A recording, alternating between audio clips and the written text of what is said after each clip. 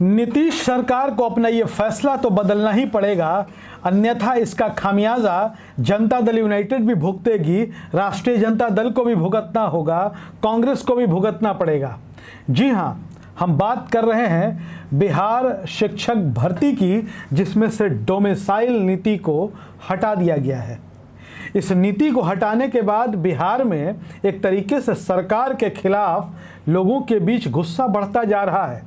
और सरकार के विरोधी ही नहीं, ऐसा नहीं है कि विपक्षी दल ही सिर्फ सरकार की इस नीति का विरोध कर रहे हैं। सरकार के सहयोगी दल, सरकार के समर्थक इस नीति का विरोध कर रहे हैं। दरअसल शिक्षक भर्ती से जो डोमिसाइल नीति हटाई गई, उसके तहत ये जो नियम बना दिया गया, नियम परिवर्तित करके कि अब किसी भी राज्य का अभ्यर्थी बिहार में शिक्षक बहाली के लिए आवेदन कर सकता है। इसको लेकर बिहार के युवाओं में खासा गुस्सा देखने को मिल रहा है।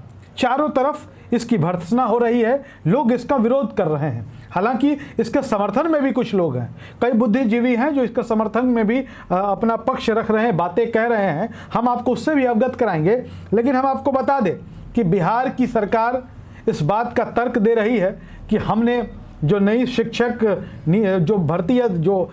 भर्ती की जो प्रक्रिया चल रही है, उसमें डोमिसाइल नीति को हमने सिर्फ इसलिए हटाया है क्योंकि अगर सिर्फ बिहार भर के लोग ही इसमें आवेदन करेंगे तो संभव है कि हमें योग्य शिक्षक ना मिल पाए। और अगर देश भर से लोग इसमें आवेदन करेंगे, देश भर के अभ्यर्थी अगर यहाँ पर आवेदन करते हैं, तो कई विषयों के लिए हमें योग्य अध्यापक मिल जाएंगे।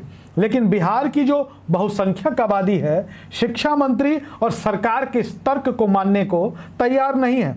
और ऐसा लगता है कि जिस तरीके से सरकार ने बहाली के बीच में ही, चूंकि भर्ती की प्रक्रिया तो शुरू हो गई है, बिहार लोक सेवा आयोग जो है बिहार में नई शिक्षक भर्ती को अंजाम दे रहा है, प्रक्रिया शुरू है, और उसके बीच में ही नियमावली को बदल दिया गया है। ऐसे में जो लोगों का गुस्सा है, कहीं वो महागठबंधन की सरकार के लिए आत्मघाती ना साबित हो जाए।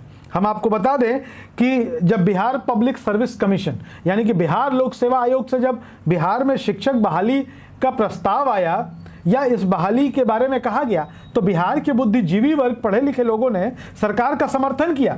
क्योंकि जिस तरीके से पहले शिक्षक बहाली हो रही थी पिछले 16-17 सालों से, तो लोगों को लगता था कि बिहार की जो शिक्षा व्यवस्था है उसकी वजह से चौपट हुई है। तो जब बीपीएससी की बात आई तो लोगों ने इसका समर्थन किया।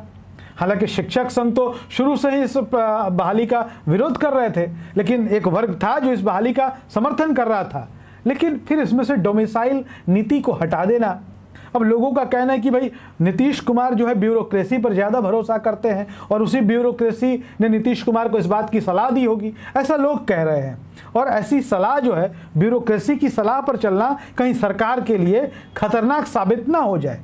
इसके साथ ही आपको बता दें कि भाकपा माले, जिसके समर्थन से बिहार में महागठबंधन की सरकार चल रही है, उसके राज्य सचिव कुणाल ने भी कहा है कि शिक्षक बहाली की प्रक्रिया चल रही है, उसके बीच में ही डोमिसाइल नीति को हटा देना अनुचित है।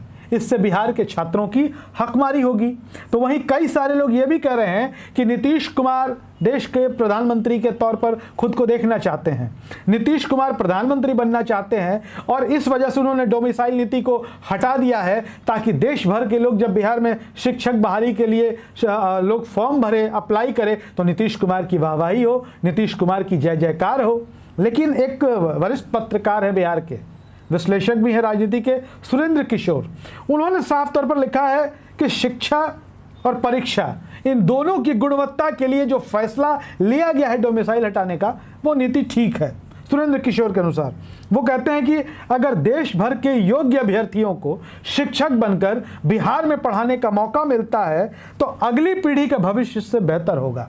हालांकि सुरेंद्र किशोर की बात से कितने लोग सहमत होंगे यह हम अपने व्यूवर्स पर छोड़ते हैं, लेकिन उन्होंने कहा है कि अगर बाहर से शिक्षक आएंगे तो बिहार की आने वाली पीढ़ी का जो भविष्य है वो समृद्ध होगा, वो उनके लिए बेहतर होगा। उन्होंने कहा है कि पिछले कुछ दशकों में बिहार की शिक्षा व्यवस्था चौपट हुई है, इसमें कोई दो राय नहीं है। बिहार की शिक्षा व्यवस्था नीचे गई है, इसमें भी कोई दो राय नहीं है। और अगर ऐसे में बाहर से योग्य शिक्षक आते हैं तो हमें उनका स्वागत करना चाहिए। लेकिन विरोध तो हो रहा है, और जिस तरीके से विरोध सरकार के सहयोगी, सरकार के समर्थक कर रहे हैं, वो कहीं पूरे सरकार के लिए आत्मघाती न साबित हो जाए। ऐसे में अगर लोगों के दबाव में बिहार की नीतीश कुमार की सरकार, महागठबंधन की सरकार अपना फैसला वापस लेती है तो आपको कोई आश्चर्य नहीं होना चाहिए, क्योंकि लोकतंत्र में लोक ही सबसे बड़ा है, जनता ही सर्वोपरि है।